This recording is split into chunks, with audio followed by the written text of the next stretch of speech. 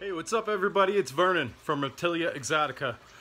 Today we're going to be putting together a new enclosure for Bobo, who is the iguana. He's a blue version of the green iguana family. And hold on, let me show you what he looks like. There he is. There's Bobo right there. As you can see, his enclosure is way too small.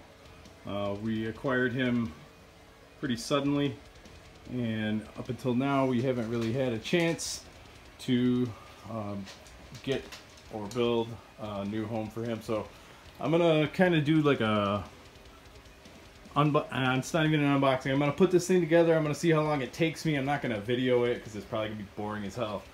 But the feisty ferret home, I looked around for a long time to try to find something that this little guy would be comfortable in. He's pretty active. He really likes to run around and climb. He's probably about 14 inches or so right now, and this thing is about 3 feet wide. Definitely not big enough for his forever home, probably for the next 6 months to a year depending.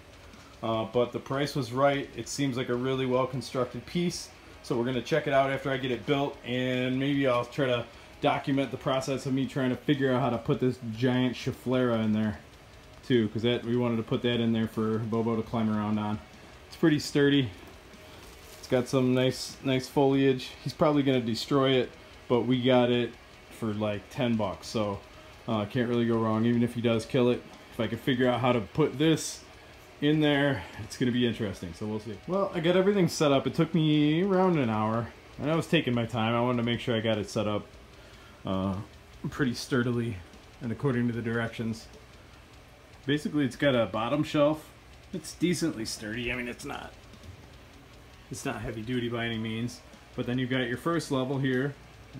Put on one of the little plastic platforms, which you can go up here, across the platform, and up through this little hole. I modified it a little bit to make it seem like a little safer. And you can go up. There's a little hammock here. You can climb in and swing in. And then another little ramp that goes up to another platform where I've got his basking lamps, and then another lamp for light, because we may just put some plants in here, even though he'll probably destroy them. So I'm going to see if we can calm this little buddy down for a couple of minutes, long enough to get him into his new enclosure. He looks very interested, but he's still extremely flighty. I'm kind of apprehensive about grabbing him up and getting him in there, because he's just now kind of starting to trust me. I don't really want to traumatize him at all, but yeah, we'll see what happens.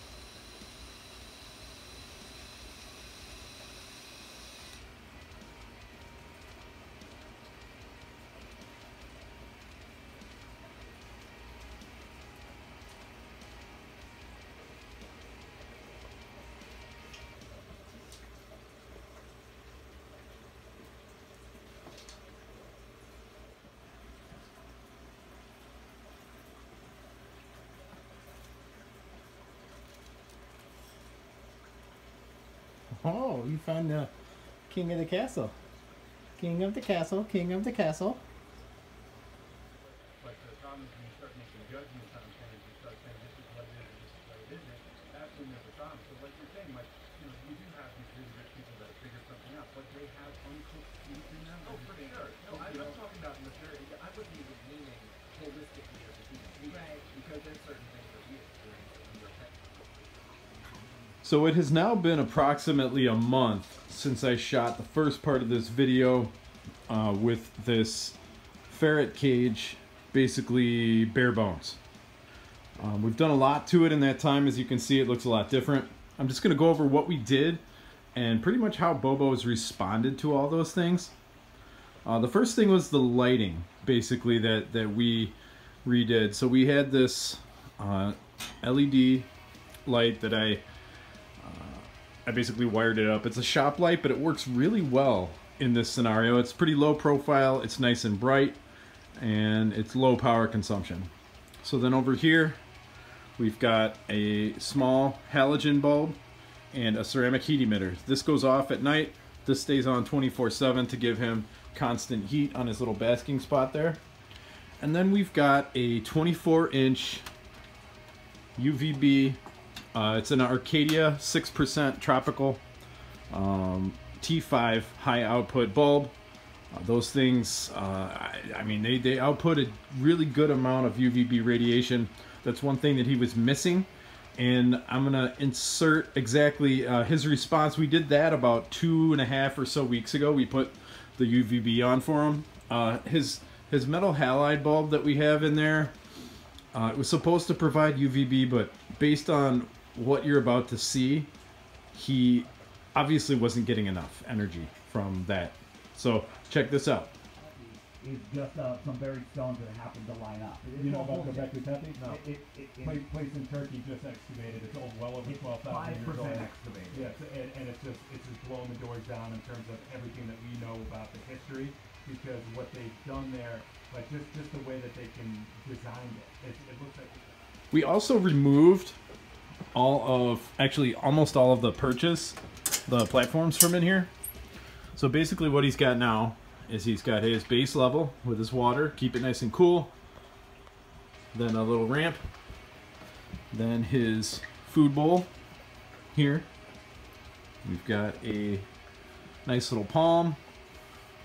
We've got I believe it's a satin pothos, which is live. The palm and the pothos are all real plants.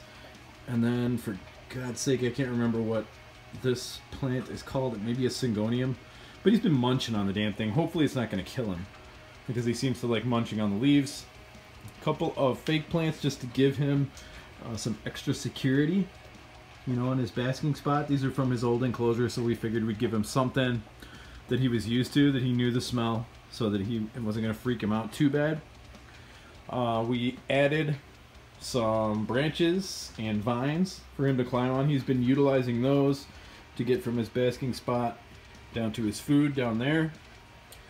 And really, I feel like he's been responding pretty well. I feel like he's back to square one as far as, you know, him trusting me, because I did have to move him to the cage, and we were doing a whole bunch of stuff in there to improve it and make it a little more friendly, you know, for his active lifestyle where he's climbing and jumping and doing all that stuff. So we took all those extra platforms out and that silly hammock out, made it a lot more naturalistic for him. But I think, you know, that and the fact that he went into shed almost immediately after we put him in here, and I had to soak him and manually remove some of the caps from on top of his spines on the ridge of his back there. He doesn't mind the process, but he definitely doesn't come to me when I need him to, so I have to chase him around and grab him out in order to do those kind of things. And when he's just moved into a new enclosure and just going into shed, I think the combination of all those things really kind of freaked him out. So he's still really defensive. You know, if I reach toward him right now, let's see what he does. See, he's just doesn't trust me anymore. I used to be able to reach up and just begin to gently stroke his dewlap. I'd have to do it really slow, but even if I move slow, he doesn't really want to let me. So we gotta reestablish that trust, which hopefully doesn't take too long. But he is definitely on his way. Hopefully he and I are gonna work together a lot in the coming months to get him where he needs to be before he is 5 feet long and a crazy, terrible monster. Also, one of the other things that happened was these bars on top are really close together. This is about a 1/2 inch.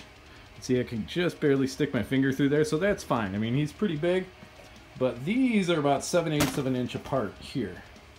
So what he was doing was he was working his way through these bars. He wouldn't do it while we were home, but we'd come home and find him like up there, or like, you know, up on top of some of the enclosures or something. So in an effort to prevent him from escaping when we didn't want him to, I enclosed all the sides with plexiglass. So that's going to help raise the humidity a little bit, and it's also going to prevent him from escaping when we don't want him to. A lot of the times I'll just leave the doors open like this during the day so that if he wants to come out, he can, which he has done. But oddly enough, he hasn't come out of the cage on his own since we put the UVB on there. So I think he really likes it. I think things are set up just perfectly for him in there. He's been eating really well. He's gaining size. He's gaining girth. So physically and emotionally, I think he's doing well. I just think that his, my fault, my interaction with him, was kind of forced. And so it maybe set his trust level of me back a little bit. But that's the long and the short of it. I think overall, for an iguana his size, I would definitely recommend this enclosure. Just because it gives you a lot of versatility. It's got wheels on it. It's got a little cart down there. You can see I'm storing some fruit flies and stuff down there on the bottom. For a while, he was coming out of the cage and using this little ladder that I made to climb all the way up and hang out on the top. But once again, since I put his UVB in, he hasn't felt the need to even come out of his enclosure. He really likes it in there. He has the option to come out if he wants. Before the UVB, he would come out all the time, and after we installed it, he seems content to just stay in there and hang out and jump around. His little tail is doing really good. You can see where it's black. That point right there is where it was completely cut off. It was flat. There was no curve to it, and you could see the bones sticking out of it. It was kind of crazy. But it's growing back really nicely. I don't know if it'll ever color up again, but I'm happy with it. I think he's doing really well. So once again, this is Vernon from Reptilia Exotica saying Baba Booey to y'all. And if you have any questions or comments about Bobo's enclosure, things you maybe would like to see, any suggestions on how we could maybe improve it. I mean, keep in mind, this isn't his permanent enclosure, but any comments and suggestions are absolutely welcome. So drop me a comment, drop us a like, and subscribe. We're going to have all kinds of cool content coming out. Peace.